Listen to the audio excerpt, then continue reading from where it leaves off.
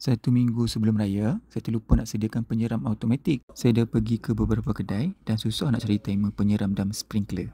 Kalau beli online, tak tahu sempat ke hidup. Setelah minta sedekah dekat kawan, dapatlah saya pinjam satu set. Tapi tanaman dalam bekas je yang dapat Encik Usrah ni. Yang tanam dalam tanah, saya tawakal je. Hari ni adalah raya yang ketiga, bermaksud 7 hari pokok-pokok ni tak bersiram. Dan hari ni juga, saya akan bertolak beraya di kampung saya. Lepas beraya di kampung isteri. Jadi hari ni saya akan tuai tanaman yang dah matang, takut tua pula nanti. Ini pokok terung, saya tanam satu saja sebab saya kurang makan. Ini hasil buah pertama saya, petik dari pokok ni. Alhamdulillah, gemuk-gemuk juga dan lalat buah pun kesian dekat saya agaknya. Pokok tomato dapatlah satu biji comel ni, bolehlah buat rasa-rasa. Last sekali pokok kacang panjang.